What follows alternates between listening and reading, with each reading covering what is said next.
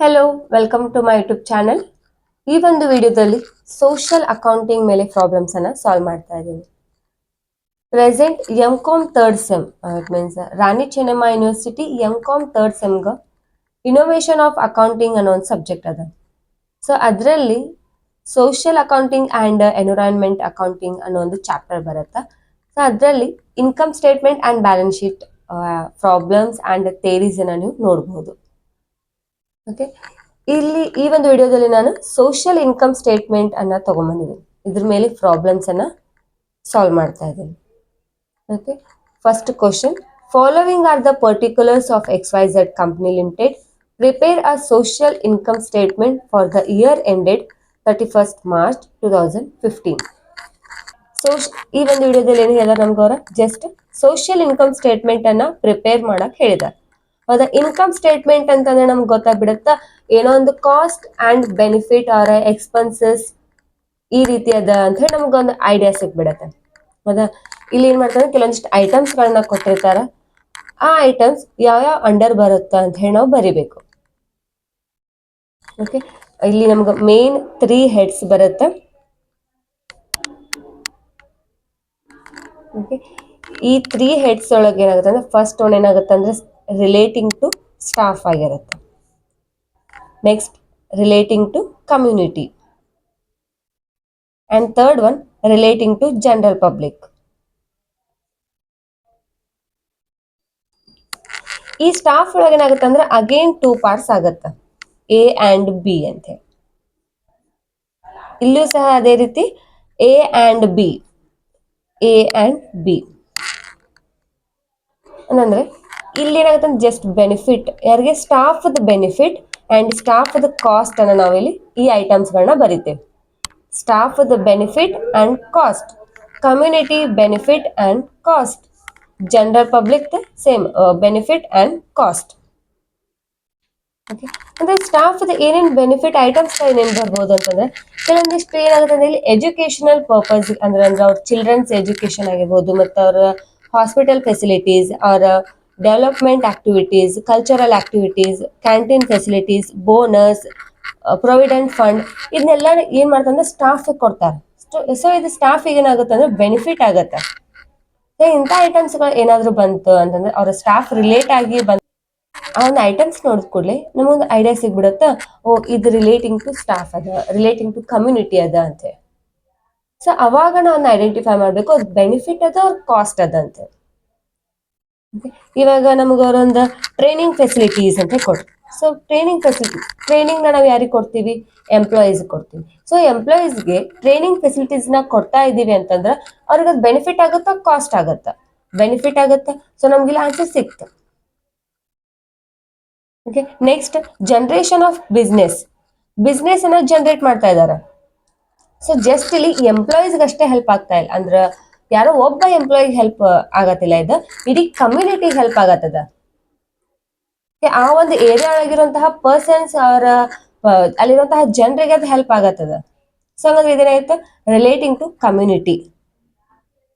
ಕಮ್ಯುನಿಟಿಗೆ ಆಗತೈತಿ ಅಂತಂದ್ರೆ ಇದೇನಾಯ್ತು, ಕಮ್ಯುನಿಟಿಗೆ ಬೆನಿಫಿಟ್ ಆಗತೈತೆ. ಒಂದು ಯಾವ್ದೋ ಬಿಸ್ನೆಸ್ ಅನ್ನ ಜನರೇಟ್ ಮಾಡ್ತಾ ಇದಾರೆ ಅಂದ್ರೆ ಕಮ್ಯುನಿಟಿಗೆ ಬೆನಿಫಿಟ್ ಆಗತ್ತೆ. ಕ್ಲಿಯರ್ ಆಯ್ತಾ? ಸೊ ಆ ಒಂದು ಐಟಮ್ಸ್ ನ ನೋಡಿದ ಕೂಡ ನಿಮ್ಗೆ ಈಸಿಯಾಗಿ ನಿಮ್ಗೆ ಗೊತ್ತಾಗುತ್ತೆ. ಓಕೆ, ಇಲ್ಲಿ ನೋಡ್ಕೊಂಡ್ಬಿಟ್ರಿ ಫಸ್ಟ್ ಕ್ವಶನ್ ಒಳಗೆ taxes duties paid to central government ಅದ. So central or state or foreign countries forex market ಈ ರೀತಿ ಏನಾದ್ರು ಬಂತ ಅಂತಂದ್ರೆ ಅದು ಕಂಪಲ್ಸರಿ ಆಗಿ ಜನರಲ್ ಪಬ್ಲಿಕ್ ಒಳಗೆ ಬರುತ್ತೆ. ಓಕೆ, ಇನ್ನು ಇಲ್ಲಿ ಏನಾಗಿದೆ, ಟ್ಯಾಕ್ಸಸ್ ಅಂತ ಬಂದದ, ಟ್ಯಾಕ್ಸಸ್ ಸೆಂಟ್ರಲ್ ಗವರ್ಮೆಂಟ್ ಅದ. ಟೈಮ್ಸ್ ಏನಾಗುತ್ತೆ ಅಂದ್ರೆ ಟ್ಯಾಕ್ಸಸ್ ಮುನ್ಸಿಪಲ್ ಟ್ಯಾಕ್ಸ್ ಅಂತ ಬರುತ್ತೆ, ಮುನ್ಸಿಪಲ್ ಟ್ಯಾಕ್ಸಸ್ ಅಂತ ಬರುತ್ತೆ. So municipal taxes, local taxes, national welfare ಇದೆಲ್ಲ ಕಮ್ಯುನಿಟಿ ಅಂಡರ್ ಬರುತ್ತೆ. ಜಸ್ಟ್ ಜನರಲ್ ಪಬ್ಲಿಕ್ ಒಳಗ central, state and forex market or foreign market ಅಷ್ಟೇ. ಟ್ಯಾಕ್ಸಸ್ ಡ್ಯೂಟೀಸ್ ಪೇಡ್ ಆಗತ್ತದ central government, so it is benefit for general public. So third ನಾವು already ಅದ್ರದ್ದು ಯಾವ under ಬರುತ್ತೆ ಅಂತ ಎಲ್ಲ ಮೆನ್ಷನ್ ಮಾಡಿದ್ದೀನಿ. So next employment opportunity.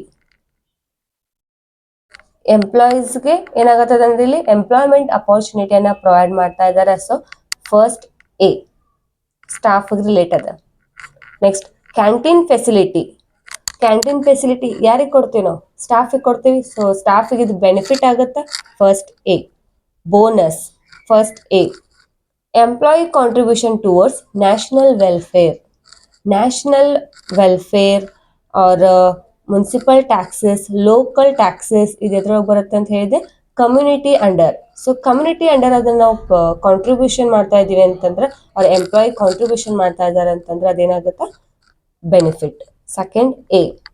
Next local taxes, community benefit.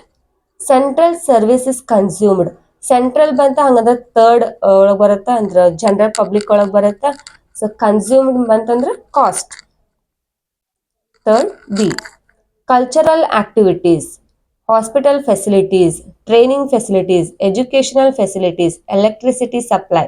ಇವಷ್ಟು ಐಟಮ್ಸ್ಗಳು ಏನಾಗುತ್ತೆ ಅಂದ್ರೆ ಸ್ಟಾಫ್ ರಿಲೇಟ್ ಆಗಿದೆ. ಸೊ ಸ್ಟಾಫ್ ರಿಲೇಟ್ ಆಗಿದೆ ಅಂದ್ರೆ ಕಾಸ್ಟ್ ಅದ, ಬೆನಿಫಿಟ್ ಅದ. ಫೆಸಿಲಿಟೀಸ್ ಅನ್ನ ಪ್ರೊವೈಡ್ ಮಾಡ್ತಾ ಇದ್ದಾರೆ ಅಂತಂದ್ರೆ ಇದು benefit. So first A.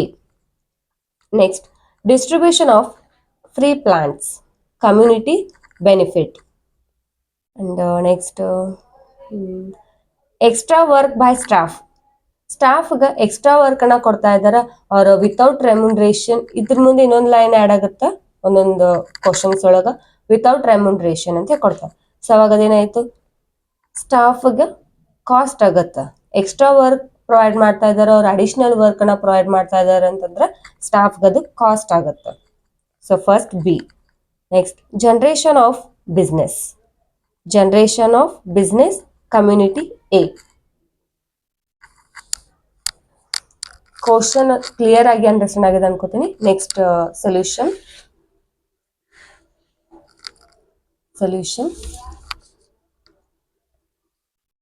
Social income statement of XYZ company relating to staff, community and general public. Sometimes our question ಒಳಗೆ ಏನು ಕೇಳ್ತಾರೆ ಜಸ್ಟ್ ಸ್ಟಾಫ್ ಆ್ಯಂಡ್ ಕಮ್ಯುನಿಟಿ ಅಂತ ಕೇಳ್ತಾರೆ. ಸೊ ಅವಾಗ ಸ್ಟಾಫ್ ಆ್ಯಂಡ್ ಕಮ್ಯುನಿಟಿ ಅಂತ ಬರೆದ್ರೆ ಸಾಕು. ಇವಾಗ ಏನೂ ಕೊಟ್ಟಿಲ್ಲ ಆ್ಯಂಡ್ ಜನರಲ್ ಪಬ್ಲಿಕ್ಕು ಆ್ಯಡ್ ಆಗಿದೆ. ಸೊ ಮೂರದ್ರ ಮೇಲೆ ಇನ್ಕಮ್ ಸ್ಟೇಟ್ಮೆಂಟನ್ನು ಪ್ರಿಪೇರ್ ಮಾಡಬೇಕು. Particulars, inner column, outer column. First head social benefits and cost to staff. ಇತರ ಅಂಡರ್ ಏನಾಗುತ್ತೆ ಅಂದ್ರೆ ಎರಡು ಪಾರ್ಟ್ಸ್ ಬರುತ್ತೆ, A and B. A social benefit to staff, B social cost to staff. ಇವಾಗ ಐಟಮ್ಸ್ ಏನೇನಲ್ಲಿ ಇದ್ದೋ ಅದನ್ನೆಲ್ಲ ನಾನು ಸೇಮ್ ಬರ್ಕೊಂಡಿದ್ದೀನಿ. ಸೊ ಅದರದ್ದು ಅಮೌಂಟ್ಸ್ಗಳು. ಸೊ ಇದನ್ನು ಟೋಟಲ್ ಮಾಡಿದಾಗ ಎ ವ್ಯಾಲ್ಯೂ ಸಿಗುತ್ತೆ 1,41,00,000. ಬಿ ಕಾಸ್ಟ್ ಟು ಸ್ಟಾಫ್ ಅದ. ಸೊ ಅದ್ರದ್ದು ಒಂದು ಐಟಮ್ ಅದ. ಸೊ ಬರ್ಕೊಂಡಿದ್ದೀನಿ 20 lakh. ಇವಾಗ ಇದಷ್ಟು ಟೋಟಲ್ ಮಾಡಿದಾಗ ಇದನ್ನೇನು ಮಾಡ್ಬೇಕಂದ್ರೆ A minus B, benefit minus cost. Benefit minus cost ಮಾಡಿದಾಗ ನಮ್ಗೆ ಎಷ್ಟು ಸಿಗುತ್ತೆ ಆನ್ಸರ್? 1,21,00,000 rupees. ನೆಕ್ಸ್ಟ್ ಇದೇ ರೀತಿ same second one social benefit and cost to community. A social benefit to community and social cost to community. Community ಯಾವುದೇ ರೀತಿ cost ಇಲ್ಲ, so ಅದು ನಿಲ್ ಆಗಿರುತ್ತೆ. A minus B, so direct A ಒಂದು answer ಬರುತ್ತೆ 64 lakh rupees.